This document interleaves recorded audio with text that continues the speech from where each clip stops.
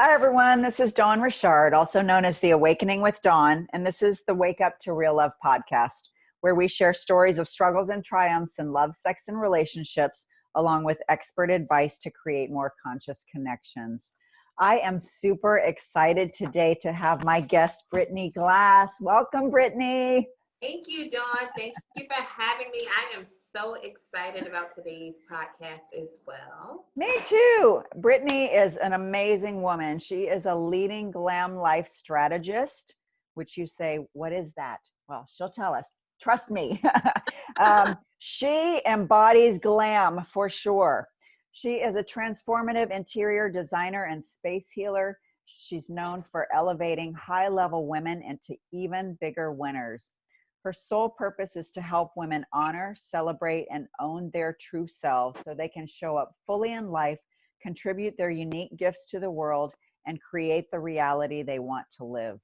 As the creator of the Rich Woman Code coaching immersion, Britney uses holistic healing, mindset mastery, design therapy, and intentional living energy principles to guide women to legendary success, legacy, and wealth. This is going to be an amazing conversation today. I'm super excited to have you here, Britney. Welcome, welcome, welcome. Yes, I am too. Thank you for that amazing introduction. You embody glam. And so glam meaning glamorous. But you know that Fergie song, Glamorous? Yes. Oh, I love that. My favorite song. It was my favorite song. I actually did a hip hop dance to it, like, when it first came out. I love, love, love that song. Yes, it was so uplifting and so empowering. I think I took it for granted. Well, you for sure are not taking it for granted now. No, definitely not. So I just want to ask you first, what does the glamorous Britney, what did she do this weekend? Because I want to hear how you live your glamorous life. Gosh, what am I doing this weekend coming up? What did you do last weekend? What are you doing coming up? Like, how do you live this glamorous life? So I don't want to make it seem like glam is just about being materialistic or just living pretentiously. Yes, I know that you are not of that mindset. Yes. So glam for me is just really showing up as my full self and surrounding myself with beautiful energy, and occasionally, not even occasionally, but when I feel inclined to actually allow myself to enjoy the finer things in life and have amazing experiences. So a typical weekend for me, I actually work a lot. I'm working on this now, trying to I know you do, yes. trying to really get my work-life balance as an entrepreneur in flow instead of hustle. However, Yeah. I typically work on the weekends as an interior designer. I work with a lot of families who are actually only available on the weekends. So I do consultations in the morning, typically. A great Saturday would end in some Cosmos or Cabernet with my beloved and some really cute shoes. So doesn't matter about the rest of the outfit. It's just the shoes. Huh? Yeah, the shoes make the whole night. Okay. On or off. Shoes and big hair. Yes, on or off. Yay, big hair. Yes. Do you know, Britney, when I was growing up, nobody had hair like this. They all pretended that they didn't. And it took me the longest time to really embrace my hair. I love your hair. Well, it's similar to yours. I love your hair too. How long did it take you to embrace your hair? Oh, this is literally just recent. Okay. I actually went natural maybe. It actually happened unintentionally. I used to get relaxers and then I went natural. And so I love lying hair. Like, it's my thing now. It's very hard to manage, but it's a look. It's definitely a vibe. It gives me a whole vibe. Yeah, me too. I know it's like, yeah, the lioness, right? Yes. So what does being a lioness mean to you? OMG. So if you've never met a lion before, it's nice to meet you guys. Here, I am also a Leo, and so I embody all of those quiet qualities of being super fierce and fiery, and learning actually my strength in also being soft but assertive.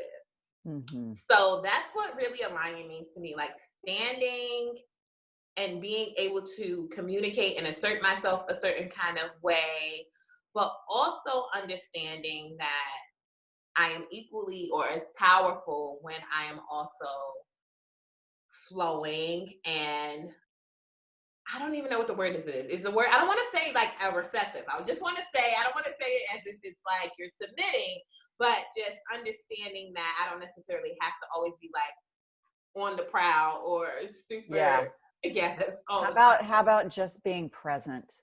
Yes, I love that. Actually, I went to Kenya 20 years ago, and the lions were the most beautiful and intriguing creatures. And while you were talking about, being on the prowl and the strength and the power, there was also a lot of just being in their community, like protecting their babies. Right. And I think like that's a beautiful balance of that masculine and feminine energy, is the Absolutely. lion really embodies both of those things. They really do very well too. When Mm-hmm. they are on, they're on. I think the fact is that lions sleep for 20 hours of the Yep. day, Yep. but for those 4 hours that they are on, it is game on, right? It's game on, but you realize that they know that they need to rest and just Yes, be. Like they need to to rest so that they can increase their strength. absolutely. Yes. So they're beautiful. They're awesome. Like my spirit animal all the way, totally Yeah, alive. yeah, mine too, for sure. Yeah, I Yes. think Oh, the we have the hair, and hair. we have the hair. I did this one thing in when I was in graduate school, and we did the Wizard of Oz. So guess who I was? The Cowardly Oh, Lion. you were the lion. I love it. Oh, awesome. So so I was wondering, have you always been glamorous? Like, were you glamorous as a little girl growing up? I do feel like I've always been, I don't want to say I was like, I wanted to be in the spotlight, but I just knew who I was. Like, I knew I was going to be the best at everything. Uh-huh. So you And so you that know wasn't you never lacked confidence. not at all. Uh, Not, I will say that when it came time for me to show up in the world, no, I didn't lack confidence. Whether uh-huh. I had it going on inside, definitely. Uh-huh. But I knew when it was time to show up, Britney was going to shine. And that all of that internal stuff had a lot to do with, family and childhood. But Yeah. I knew when it was time to turn on, they were going to get the best whatever I could give at that moment. Uh-huh. And you always tried to give your best, because I know that you said that you lived sort of a perfectionistic life, like always Yeah. striving for perfection. So tell me about that. It's funny that we're talking about this. I literally just did a live yesterday. I was inspired by someone. I was on a call with a client I was on a call with, and I did a live that says perfectionism is for broke people. And so I talked about It's for what? broke people. Broke people. Yes. And I talked about how being broke, in a sense, we're not even just talking about financially, even though that is what sparked the message, but also how that kind of kills your connections, genuine connections as well. And so when you're living this facade and you're trying to be perfect all the time, then that really takes you out of being present and being able to connect a certain kind of way. And Even to yourself. absolutely, you don't have the sense of self, where it's really, you're not really even sure who you are when you're striving to be because when perfection is normally like you see an idea or someone, you think of an idea of how you should be, and not necessarily it's a genuine Uh-huh. persona, basically, right? Uh-huh. And so you are always just trying to keep up with the Kardashians. Uh-huh. It's Uh-huh. like keeping up with the Joneses all the time. There's no true connection is no true identity, and that can really be a killer. That is major self-sabotage right there. Uh-huh. Growing up, I wanted to be perfect because I wanted to receive a certain level of love and affection from my mother that I saw other children get and that I wasn't necessarily getting. And I didn't understand at the time. I just thought that everything that she said was wrong was actually what was wrong with me. And so I would just try to do everything in my power to make sure my grades were a certain type of way, or when I was performing as a dancer or a cheerleader or something, I was the best because she was coming out to see me, and I better have made sure that she was going to be proud of me at the end. And so I developed this almost unhealthy idea of myself, or a way to live super early. It was like you were constantly trying to seek approval from your mom. Absolutely, yes. And did she ever give you any sort of approval? I mean, were there times, moments? I would say definitely yes. And that's probably why I kept doing it consistently, because there were times I was like, oh my gosh, this worked. This is awesome. Uh-huh. She definitely, and I don't think it was a lack of love. I don't think it was intentionally malicious. I Uh-huh. just think that it was what was learned by her as well, and so it just carried on over into her relationship with me. And for a while, gosh, how old are my younger siblings? It was just me for a while. And so, well, I have an older brother, but once he got to high school, he moved in with his father. And so it was just me for a little while, and we really had to go through the motions, I guess, to kind of get to the next point. So was she encouraging in a way, like you could do better, or just anything that you did was not acceptable? I think that she had very high expectations of me because she kind of knew herself, and she knew that I was a reflection of her. And Uh-huh. so, in everything that she pushed me to do, she was absolutely right. Yes, I was a straight A student, and that came easy to me. Education came very easy to me. Uh-huh. But it was more so that there were some things about me that she would say that she didn't like, really. And so whether or not that was my personality, me actually wanting to be the person that was in the front and wanting to be in the spotlight and wanting to be a part of everything, she showed a lot of resentment towards that. Uh-huh. Was she more shy than you? I mean, you seem like you're very outgoing and friendly and, easy to connect with. Yes. I wouldn't say she was shy, but she definitely was not expressive. Uh-huh. And So I wouldn't so, say she was shy. She was very opinionated, um, very sassy in a sense, but you would have to have been close to her to experience that. uh-huh. And so she saw you. I mean, I would imagine that you were out there and Yeah, expressive, and it's like, don't be that, like absolutely. trying to quiet you down, maybe, Right. or Basically. basically like not allowing your light to shine. Basically, that's really how it was. It was kind of like she would say like these words. She would actually say, I don't like that about you. Wow. I don't like that about you. And it got to a point, and it's funny because I think it's perfectly fine. A lot of children come out completely different from their parents. Even though I actually don't think we were different, I actually think there were some things in me that she saw. And because she wasn't able to act on them in her own way, that Uh-huh. actually came from her, that's where the resentment came from. Because as an adult now, I actually realize that we are very much so alike. And so she would Uh, actually say to me, well, I'm not like that, and I wouldn't do that. And everything about me, the way that I talk, the way that I could have relationships with people, like people would say, oh my gosh, you sound just like your mother. Like your mother would say that. uh, Even my dad, I actually am like a spitting image of my dad, but my dad will look at my face and he'll say, you are making the same facial expressions as your mother.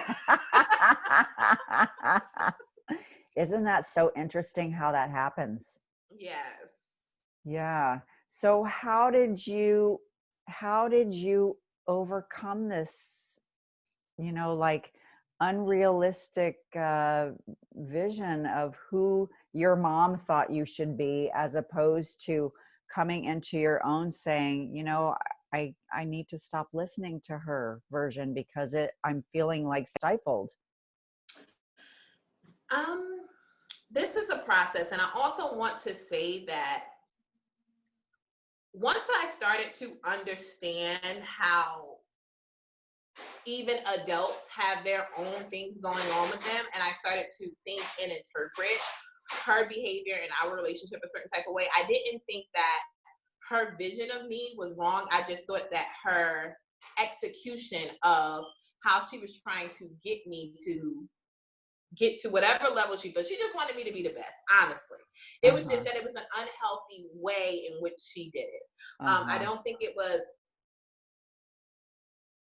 I don't like my child. I think it was, okay, I want you to actually be much better than I was, and this is the way in which you have to do it, because, but she didn't really know how to get me to that point, and so it was trial and error, right? And then it became this really unhealthy, toxic kind of situation. Uh-huh. However, it wasn't until I went away to college that I saw other Black girls with their moms. I actually went home with one of my very good friends. I went home with her for a holiday one time in Georgia, and I saw how their family was really connecting and how they spoke to each other. And I went home. Like, it was like almost like a research paper. I went home. I needed to know why my family did not act the way this family was acting. And so I told my mother, I was like, my girlfriend and her mom, and they go to the store together, and they go to church together, and they are so loving. And I don't understand why you treat me the way that you treat me. And I remember the conversation because it was a big thing that my mom used to call me the B word a lot. And so we were in the backyard. We used to love cooking out. When I would come home during the summertime, we would have barbecues. And so this word comes out, and I said, my friends' mothers do not call them that. I don't like it when you call me that.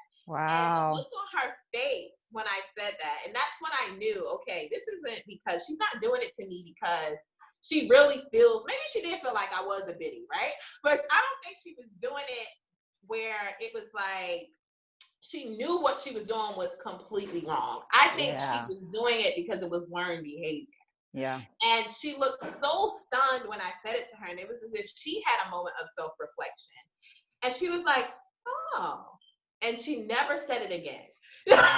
Wow. She never Wow. said it again after that moment. It is funny. And that was me at, I want to say, maybe I was like 18 or 19 years old, because it was summer vacation from college, my Uh-huh. first year of college.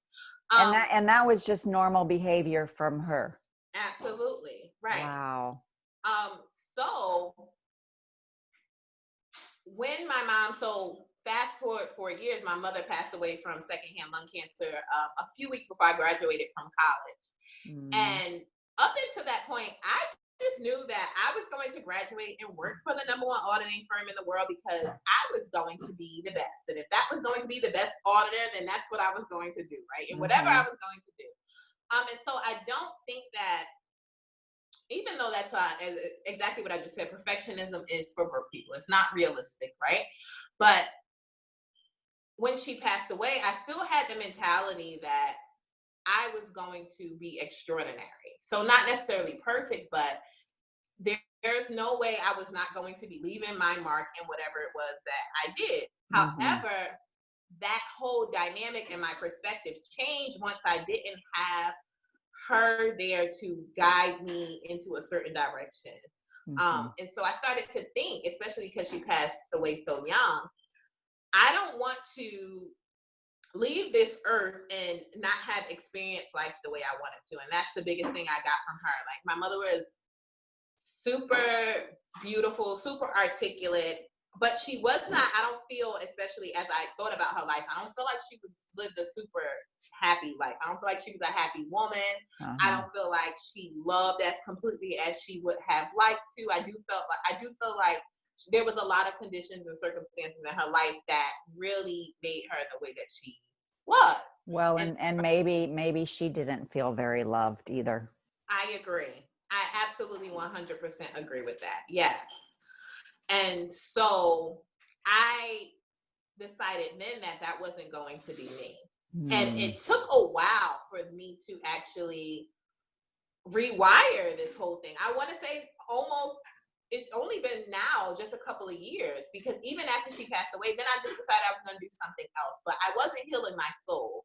So I didn't know that there were things going on inside of me and things in my subconscious that I really needed to address and release, and a whole bunch of hurt and pain. I never come to that point, because throughout my life, I'd never been taught to care for myself or process your emotions. And process, absolutely not. Even after she passed, I never processed that.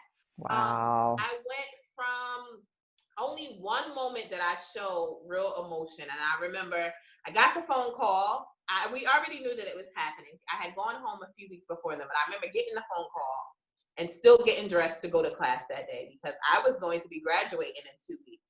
Wow. And so I'm walking through the parking lot, and my girlfriend, I'll never forget this. I'll love her for the rest of my life. I'm walking through the parking lot. She's walking by me, and she's like, "Hey, Glass." And she's the only one who knew what was really going on with my mother. And we just I started bawling. Like, we fell in the middle of the parking lot. And behind me laid there, this car's going by us. It was the most, like, I don't want to say dramatic, but I'll never forget this moment in my life. Anyway, so after the cry, get up, go to class. We still got to take our series 3s, Wow. Still have to graduate, still have finals coming up. And so once all of that happened and we had the service and everything, my life had to start. I didn't have my mother at home. I didn't know what I was going to be doing after. I knew I had a job lined up, but I didn't know where I was going to be staying. I didn't really have anything that most children have once they're graduating from college. And so I knew, okay, now we have to make things shake, right? Things have to happen. And so I never really addressed that trauma in that episode or event, basically. So I just went on with my life. And so over those next couple of years, that unaddressed trauma and pain reflected into my relationships, me emotionally, period. But I also think that it also helped me put things in perspective. So I knew I wasn't happy, and I would just stop doing whatever it was I was doing at the time and change to something else, right? But I think the biggest thing, especially when I decided I was going to leave corporate, was that, okay, I'm young and I'm miserable. Like, there's no reason why I should be freaking 24 years old and completely miserable, where I don't even want to talk to people, and I don't even like people, and I don't want to be around people, and I hate what I'm doing every day, and I don't want to get out of the bed. So that biggest thing was like, okay, I'm not going to be like my mother. I'm going to live my life. And that worked for a little while as far as positioning myself and starting a business, etc. Is that too loud? No, it's okay. Maybe if you sit a little closer, it's fine.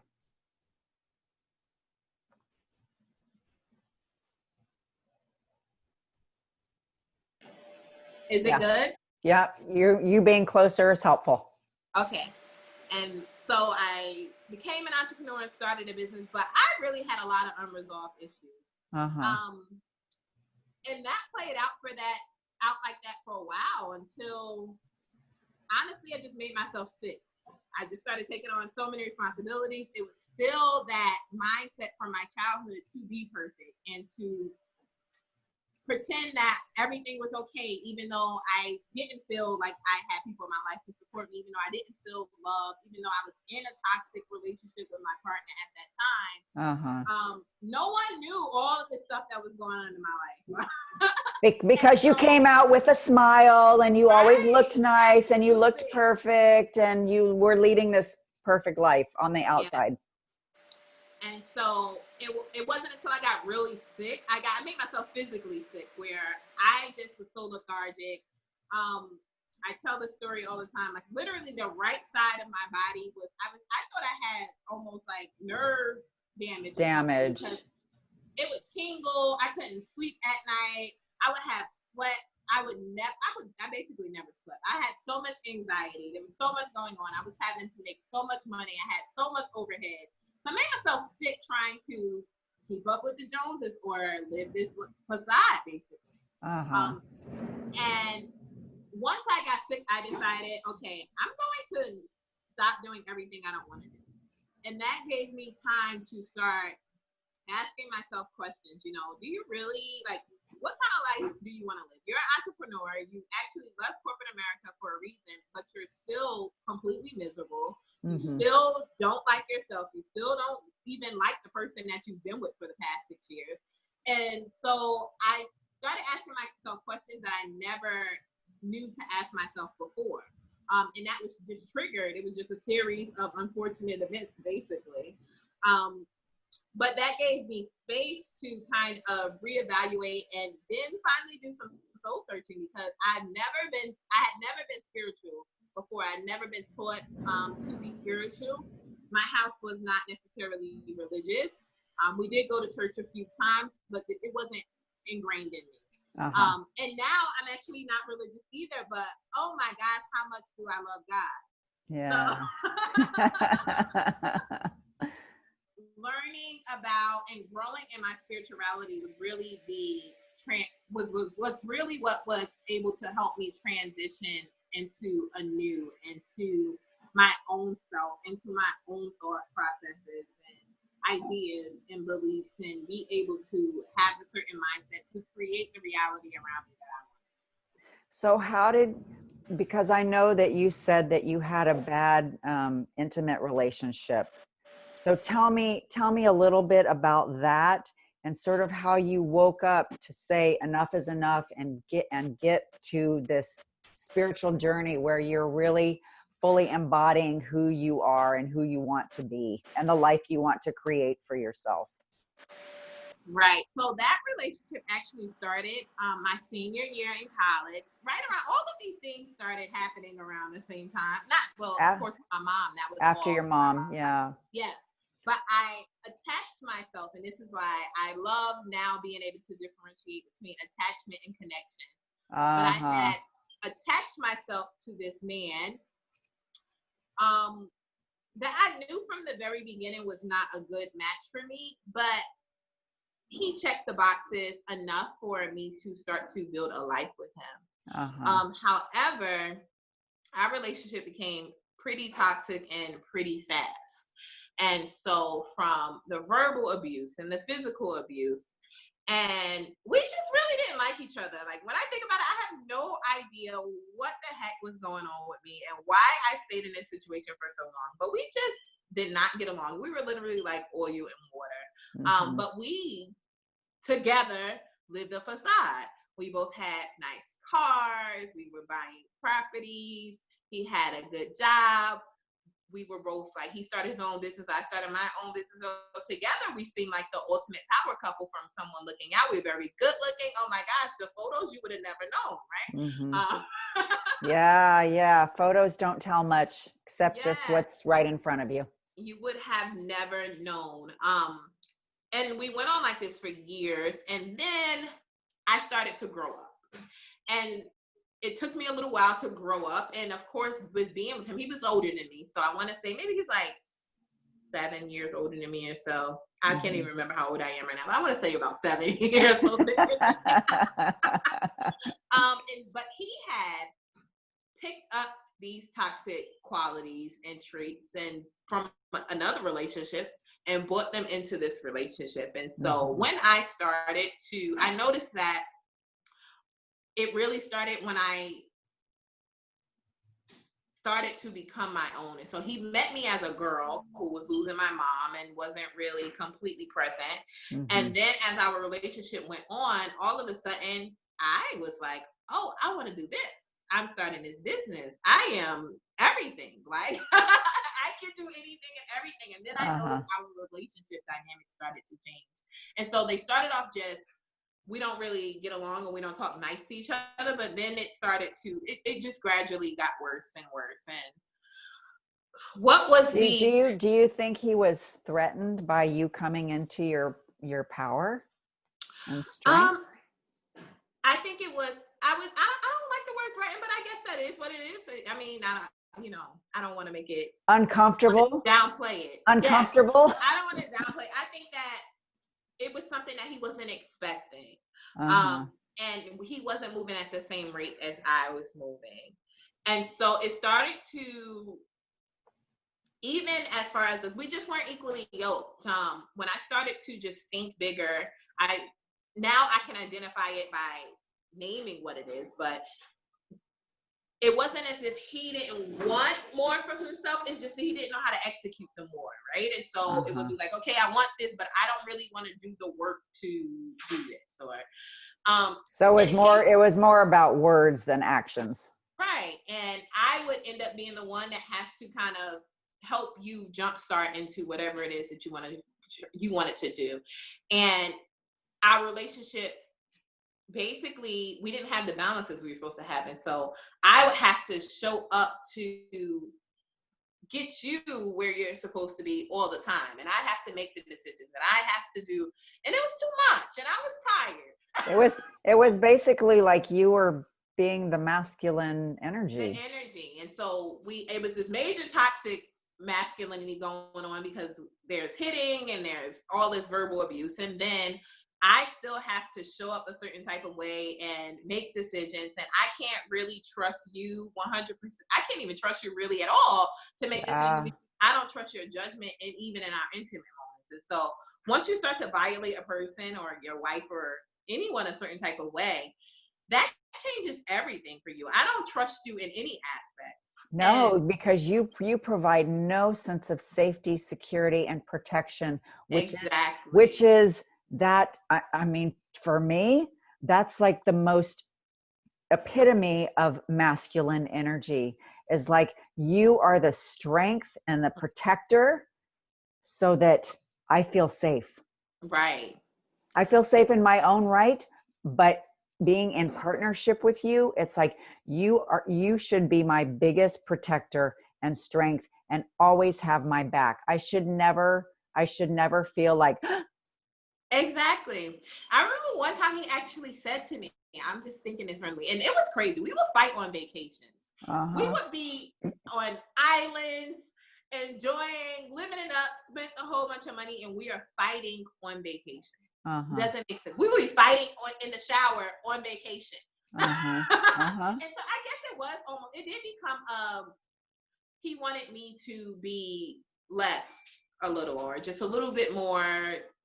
Like controlling you? Yes, in a sense, because anyway, I wanted to say something else. So he did. I remember him saying to me one time, because he was fussing about, because I decided I wanted to see other people. So this was a progression in this relationship. First, it was just like, okay, don't do that to me. And then I decided I wanted to see other people, and then I moved out. And so I had to gradually disconnect from him. But I remember him saying one time, why would you be messing with this other guy, and I'm the one that takes care of you, and I protect you, and what the hell? What are you protecting me from? Like you're hurting, you're physically and verbally hurting me. How is that protecting me? I'll do anything for you, but act the way you're supposed to act. Like, it doesn't mean, but treat me with respect, love, and honor. Exactly. Now, I will not act as if I was completely, I don't want to say innocent, but for lack of a better word, I will not act as if I did not bring my own karma drama into the situation. Triggers that you triggered him in certain ways. Absolutely. And so, however, I wasn't a child, but I was a young girl. And it was my very first major relationship. And I moved in with this guy. And so I did pick up habits from him. Like the name calling and all that other stuff. Like I picked up habits from him, and it was just like ugly with ugly. Like it just got uglier and uglier. But yes, it wasn't until we went to go see a therapist. And so we got and probably should have seen the therapist way before then. But this is Mm-hmm. probably like year 6 now. We're like, okay, I'm like, okay, I'm not going to do this anymore if we don't see a therapist. If we really want to work it out, we're going to see a therapist. So we go see the therapist. And we're talking about all the stuff that's happened and all the stuff we've done to each other and all the other people that's involved. And it was nasty. It was a mess, right? Mm-hmm. And the way this woman was looking at us, I was so embarrassed. It was the first moment that I stopped and I was like, wow, like this is too much. This is too much. Enough is enough. Like, this is so disgusting. This woman looks so disgusting. Are you kidding me? Like, who are you? And so I was just basically super complacent and just going along with it the whole time. And I never stopped to even think about what was really like the gravity of what was going on and how toxic that it was, because that was just our everyday life. Uh-huh. Yes. What would you say? Because there are a lot of women, especially, I would say women especially, that are in relationships and stay in relationships for years where they're being physically harmed and don't feel safe. And how do you I understand how scary it must be, Right. both to be in the relationship and to think about how in the hell am I going to get out of this? And so people just stay, right? Yeah. What's your what are your words of wisdom for how to help people make a change in their life that will serve them better and help them feel safer and more protected in their own skin? I think my biggest form of advice, because I think thinking about it now, that decision had to come solely from me. Yeah, of course. There was no one else in my life, even the people who knew of a little, it's not as if they even knew the whole situation, but the people who knew that there was some crazy things going on. There's Uh-huh. nothing they could have told me to have made up my mind. I Uh-huh. had to come to that decision in myself. And so my biggest advice would be to seek support and to seek yourself. So if that is reading to find out, who you are, trying to really get a sense of what it is you want and why you're there, Uh-huh. or what your value is. I don't know what kind of books would you read for that? Because mine came through just starting to develop a sense of self as an entrepreneur almost. Like, that's when I was like, okay, no, we can't really be like this. Like, I kind of know what level I'm operating in. We have to go see a therapist, right? Uh-huh. And so as you start to become aware of yourself, that's when you start to make decisions that are in the best interest of you. But if you don't have the sense of that value, or it's been completely diminished in a sense, then you're Mm-hmm. never going to say, okay, I don't deserve this, because that's the point you really have to come to. It's not it's always the emotions always outweigh everything else, or even the beliefs, because my belief almost was, I knew that we were not a match and I didn't really love him. I wasn't even in love with him at all. My thing was, I didn't want to start over. And I felt like if I started over, I was a failure. If I didn't get married, I was a failure. If I didn't have kids, all of these things and these social constructs and all of this conditioning, Mm-hmm. and the fact that I didn't have a family. And so he was what I knew as family at that time. Like, he really was, even as toxic as it was to Right. me, that attachment was, you're the person that is there and you're the person I've been with for all these years, and now we have Right. these finances and all this stuff together. And so that kept me in that shadow energy. And so you want to start to, but I feel like there's women who are super independent who end up in these situations as well. Like, Yeah. it'll be like the most amazing woman and you can't believe that what's happening in her home. Mm-hmm. But I guess that's a codependency thing. That is even with a woman like that, if I think about myself, that is still a codependency. I don't want to fail. I don't want to look like I didn't do something right, or my life is not perfect almost. Yikes. So we have to release that codependency. Well, and I think too, because, I actually ended up going to Al-Anon in my relationship. He wasn't a drinker, but he had other addictive behaviors. And I had to realize that I had to take care of myself before I tried to quote unquote fix the relationship, like, because I was investing so much time and energy into the relationship, it was like I was a mess with myself, Right. and so I don't, I, I could say I was codependent, but I really felt like I was coming from this compassionate place where I was trying to help him figure out his stuff. But it's not our job to do that. It's Right. only our job to take care of our own stuff.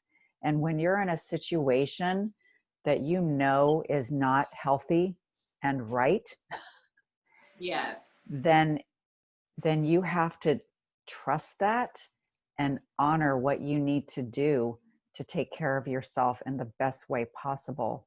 I agree. I think as women, we think that we can fix our men, right? And so we think that, okay, if something's wrong with them, we can work through it and we can fix it. And sometimes I it's can not I can love him enough. right. And sometimes if it's not super major, you can help someone heal. But oftentimes the way that you help other people heal is by healing yourself. Yes. Everything is a reflection of you. And that's why I say, okay, I don't want to act like I was innocent in the situation. It was a reflection. We reflected each other. Mm-hmm. And so once I started to stand in myself and heal myself a certain kind of way, then I was able to look at the situation objectively. Then I wasn't actually in the situation. I was able to look at it from the top, like, okay. From an observer position. Exactly. Yeah. And so once you start to get clarity for yourself, okay, who am I? What am I doing? That is how you're going to be able to make decisions, the best decision for everyone involved. So it wasn't the best decision for me just to leave. It was the best decision for him as well for me to leave. Mm-hmm. Yeah, no, I think the same is true for me, that, especially because I had 3 children to consider. And I just thought, is this what I want to teach them? About a loving relationship? No, right. This is not what I want to teach them. I'm not showing up. I'm not the woman that I want to be. And I know for sure that he's not the man I want him to be. Right. And I can't, even though I've been trying to help him and we went to therapy and we tried to work on our stuff, I felt like he still wasn't taking responsibility for the ways that he was hurting the relationship. And I mean, trust me, I'm the same. I was not innocent. I had my own part to play. I had my own shit to deal with. But I went to Al-Anon. I went to individual therapy. I, started doing a lot of meditation and self-reflection and really saying, who do I want to become? Because I've lost myself. Yes. I don't recognize myself. Even my parents and some of my friends were like, Dawn, you've changed. You're different, and not in a good way. Right. And that was my like, oh shit, I do, I want to be the best version of myself for not only for myself, but for my kids' sake. Mm-hmm. And to let them know that everyone deserves to be treated well. Yes, especially by the people who claim to love you the most. Right. And if they're not doing that, that's not about you or on you. That's about them and them taking care of their own emotional well-being. Because I think when people, are abusive, I'll just say the word abusive, verbally, physically, psychologically, trying to tear other people down, and even addicts, mm-hmm. basically tearing themselves down. It's because they're not managing their own emotional health and well-being. Absolutely. Right? 100%. Yes. They're numbing their feelings. They're projecting. They're blaming, and then you start questioning, like, well, what's the matter with me? Did I do something wrong? Yes. Right. You start questioning your own self-worth. And that's how you lose the sense of self. And so Yeah. because you try to literally give it reason. Okay, maybe I can do this differently, or maybe I'm not doing this right. Right. And so when you start to actually compensate, or is that the right word? When you actually Oh, start yeah. to, yeah, Overcompensate. yes, overcompensate. Mhm, Exactly. When you mhm. start to overcompensate for other people's crap, that's where you go wrong. Just stop and abort mission. Yeah, Because the yeah, best thing for you to do in your life is to take care of yourself first. yes. So how did you learn to do that?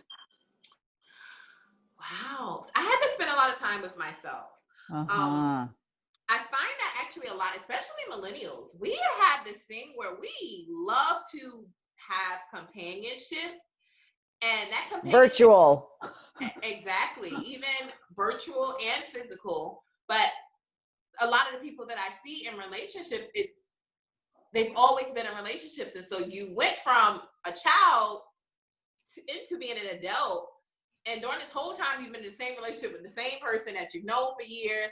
It doesn't make sense. Mhm. Like, you guys are going to become two totally different people, and it doesn't always end up like that, but you are not the same person that you are as an 18-year-old, as even you're going to be as a 25-year-old. Like, that No. And time then period. yeah. Yep. Yeah. Yeah, no, I remember thinking that when I turned 25, I was like, wow, I'm a lot different than 20, and even 25 to 30, and then 30 to 40, and 40 Absolutely. to 50. It's like you're continuing to evolve.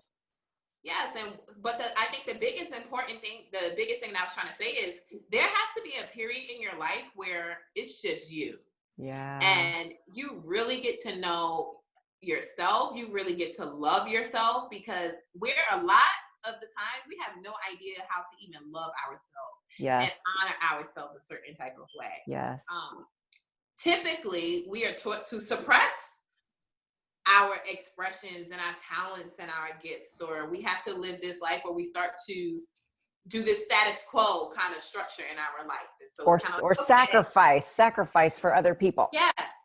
And even if think of it, even as an artist, like, okay, you already know you are expressive and you want to create all of this beautiful stuff at a certain age, and then all of a sudden somebody says you still have to go to college. Well, why do I still have to go to college, right? Yeah. According to whom? Exactly. And so you need time to undo all the things that you thought or you were taught to believe in order Mhm. to create your own consciousness for yourself. And Mhm. that's the biggest thing. You almost have to unlearn everything you thought that you knew in order to create a reality for yourself that works for you and is in line with your vibration, is in line with what you're meant to do and express in the world. I always say it's remembering your truth. Yes. Yes, I love that. Yeah, because it's really like when you're little, you are your truth, right? You have complete sort of freedom of expression Yeah. until people start trying to suppress you and tell you you should or shouldn't do or be what you naturally are. Right. So, so throughout your life while you're growing up, you keep having these people trying to block your truth. And really, I feel like we're here to remember our truth, that we are supposed to become the full expression of who we are. I feel like that's the only purpose in our lives. Yeah. That is the sole purpose of living life on this earth. We are all trying to fully express. And I guess that's literally a reflection of the creator, right? Because Yes. we're literally the expression of the source. Yes. Yes. Yes. Yes. Yeah. So it's And amazing. It's beautiful how the universe works and how energy works. It's amazing. and it does start with that love and accepting yourself. It's like, no matter, even if I'm dealing with my shit, it's still part of me. And Right. so I need to honor all of those aspects of me. And if I'm doing that for myself, if I'm loving and accepting myself, if I have compassion for myself, if I'm trying to understand myself better, If I need to forgive myself, for Yeah. things that I blame myself for or feel guilty or shame or whatever, if I can do those things for me first, then I'm more able and easily and more able to do that for other people, to allow other people to be their fullest expression of themselves.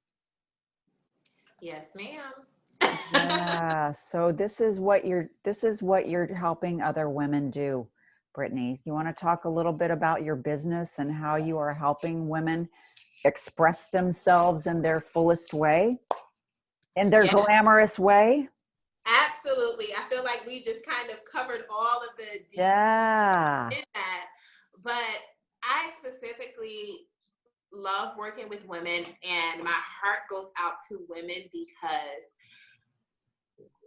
unlike any other, well, it's only males out there, right? But unlike men, we are, Well, however people define themselves. yes, however we define ourselves, unlike the masculine energy, we are almost wired from birth to put ourselves last in everything. And Mm-hmm. so we get to this point as an adult where our whole life becomes about everyone else and Mm-hmm. everything else. And I started to find that a lot of the women that I was interacting with were, I'm so sorry, my doggy's sneezing. It's fine. I started to find that a lot of the women that I was interacting with were, from the outside, look as if they had lived these full lives and life was great. And then when I would talk to them, life was not going as well as they would have liked it to go, and they didn't realize their dreams, and they are still living life on other people's terms. And so they created these lives based on what they thought they should do or what their parents told them to do, and then it literally would transfer into their relationship with their husband. And so everything that they do is just in a shadow of their family, basically. Sacrificing themselves. Absolutely. Uh-huh. Self-sacrifice, major scarcity, playing superwoman, that people pleasing. And so Or martyr. Yes, the martyr. Yeah. But I like to say superwoman because women love to be called superwoman. We will wear that S on our chest like the big scarlet letter. Alicia Keys, superwoman. Yeah. Yeah. And the thing about being superwoman is if you are doing that and you are also doing you, that's great. But if you are playing superwoman and putting out everyone else's fires and sacrificing yourself, then we are not in a good place at all. And so what I do is basically I elevate women and support them and hold so much space for them to help guide them and let them know that it's okay if you actually want to be your own person too, in addition to all these other hats that you wear. It's okay if you actually want to live exceptionally. And my biggest thing is owning those standards. And so a lot of times this phrase is all out in the world. I know all of you guys have heard it before, but women will be called high maintenance if they are too assertive, too abrasive. They are just glamorous and luxurious and unapologetically lavish, and they want to do everything and live beautifully. And so we get, and they're called the B word. yes, absolutely. And it's a double standard because the man that wants to own his own yacht and, live it up with his friends and be the CEO of the company, he's a badass, right? Right. So, right. So I really help women own it. Yeah. And my thing is you are not high maintenance, you are high level, because I'm talking to a woman who is actually already high powered, already accomplished, has been doing her thing, but she hasn't been able to reach her fullest capacity or reach her highest calling because that people pleasing and that living in a facade and that cycle of toxic burnout basically is keeping her from her full sense of self, basically. So Mm-hmm. I am great, but it's always attached to something else. Or I want to do this, but this is too much. I really shouldn't want to do this. This is too high maintenance. This is too pretentious. My parents are going to say something about it. My husband is not going to like it. And so It's all external validation as opposed to like, what is right for me? What yes, am I here to do? yes, What am I here to be? Who am I here to be in the world? yes. And so what I teach specifically is all about coming into your own sense of self with your self-value, your self-sufficiency, your Mm-hmm. self-preservation. And so that's all about creating boundaries for yourself, creating boundaries all around you so that you can own it and show up the way that you are and fully embody the woman you're supposed to be and claim your desires and embrace your talents and gifts to the fullest extent in order for you to give what you're supposed to give and express what you're supposed to into the world. Amen, sister. Yes, that's how I feel too. When we talk, they're like, yeah, okay, yes, let's do it. Yes, yes, yes, yes. And I love my term high level just really means when you are this woman who is the superwoman, you're already an increaser. Like you're bringing so much value to everyone around you already. You're bringing so much value to the world. And so your desires, whether or not that is to have an amazing 7-figure company, to wear or buy the designer shoes because you want to show up and feel great about yourself, or to go and travel the world for 6 months because you need to experience something. All of those things are going to help support you and contribute to the woman and the energy that you need to operate at the level that you're operating at. Mm-hmm. And so someone else can't tell you the level of energy or the experiences that will satisfy you because Right.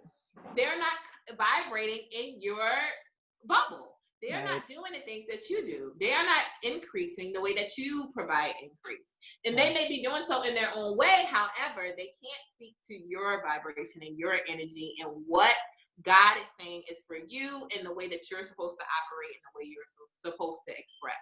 And so there's no such thing as high maintenance when you're high level. Yeah, I think high level, I think high worth. Absolutely. Yes. You know, like I know my worth. I'm an amazing woman. And Absolutely. you know, I'm multifaceted, I am strong, I am capable, I am smart, I am beautiful, I'm powerful, I'm vulnerable, I'm sensitive, I'm compassionate, all of these things. I am woman, hear me roar, Yes. says the lion. Yes, yes, yes. All of those things and just owning it. It's Yeah. okay to be vulnerable. It's okay to be loud. It's okay to not be liked as long as you are showing up and basically living in your power and owning your power and contributing to the world the way that you're supposed to and contributing to the people that you love.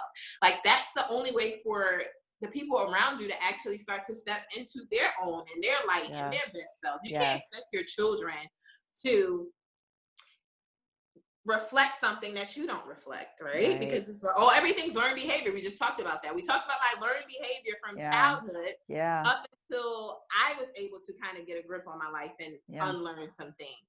So yes, that's what my program is about. My superpowers, I like to say, is I am a space healer.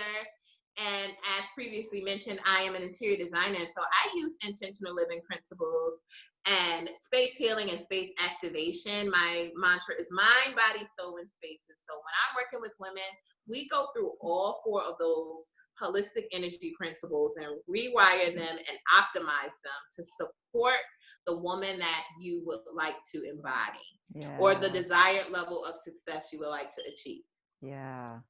And it's not that these external things define you. They support you, which I love how you say that. It just supports your own sense of self-worth and self-value. Absolutely. Because if you think about, and this phrase is actually very cliche, but it's very true. You're a product of your environment. And so when we talk about external, if you're living in clutter, your mind is also cluttered. And honestly, I see it reflect both ways. Yeah. If your mind is cluttered, normally your space is cluttered. And so you almost are reinforcing the negative. And that's why I always add the space element, because we've heard mind, body, soul before. But our physical environments are normally a direct reflection of whatever's going on in our subconscious. I've seen people who are afraid of commitment, have a fear of commitment, and I'll go into their homes and their homes will be empty. Wow. And they've been living there for 2 years. Wow. And so literally it's almost a physical manifestation of everything that's going on inside of you, because if you think about it, our homes are a sanctuary, and so they're literally going to be your personality in physical form, or your subconscious in physical form, just like your body. Right. Right. This is some powerful, powerful stuff, Britney. Well, thank you. I love your work, and I really honor your journey and how you came through, and to come into your full beauty and light and glam self. Thank you so much. Yeah. So the last question that I always ask my guests is, how do you define real love? Because this is embodying yourself so that you can not only love yourself, but shine for other people and connect with other people too. So how do you define real love? Wow, that is such a good question. Thank you.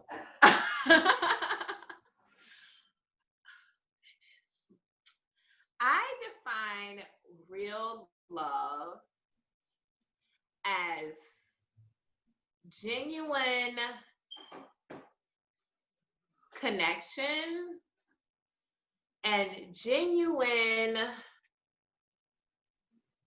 expression, or safe expression, and safe and genuine expression. Mm-hmm. And always making a decision that is best for everyone involved. Mm-hmm. Love can't be self-serving. Love has to be, what's the word I'm looking for? Not self-serving, but love has to be Like generous, maybe?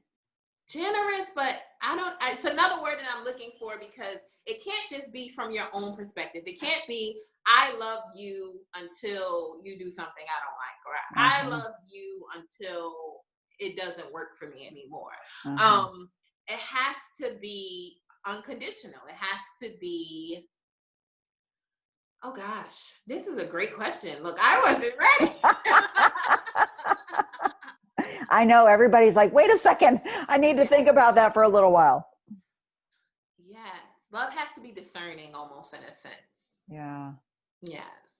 And so it has to be, okay, no matter what, I can love you, not through pain or not while I'm treated terribly, but I can love you the best that I can and make these decisions the best that I can, because I'm thinking of all of the energy involved.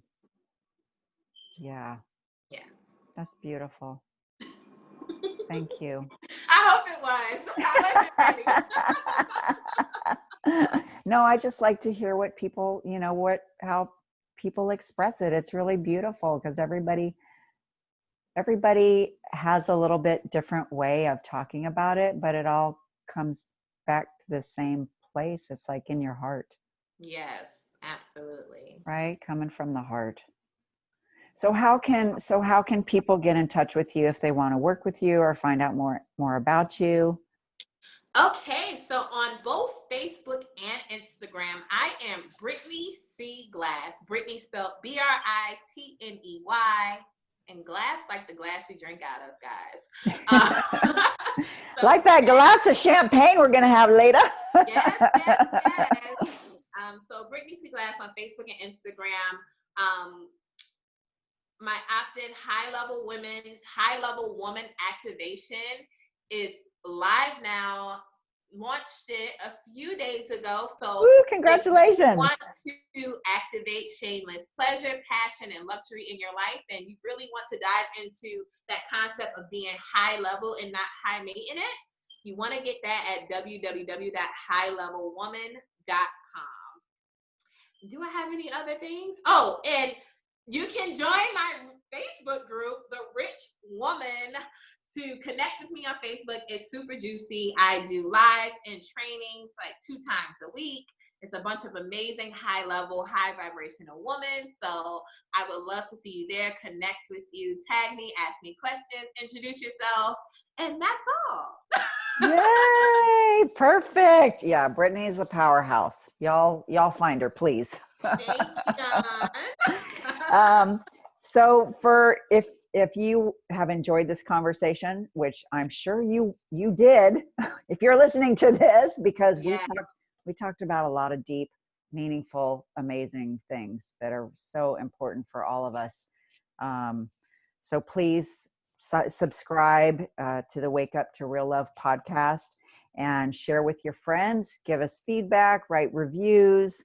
And if you would like more support from me and finding more connection and fulfillment and expansion in your life and in your relationships, you can find me on Facebook and Instagram at The Awakening with Dawn. Feel free to send me a message, and I'd be honored to help you find and create more real love in your life. And honestly, and it's so funny that every person that I interview, even though we sort of talk around this, we talk about this and what I'm about to say is the most important relationship you'll ever have is the one you have with yourself. Absolutely. So that you can be the kind of partner that you want to have and just show up in the world, how you want to become the person that you want to be. Right. Absolutely. Your best high level, high worth, high version of yourself. Yes. So thank you so much, Brittany. This has been an amazing conversation, and I would love to have you on again. Thank you so much for having me and receiving me so graciously, Dawn. You are beautiful. You are a class act, and I love you. Thanks. Thank you. I love you too. Thanks for listening, everybody. Every day, wake up to more real love. Take care, everyone. See you next time. Bye.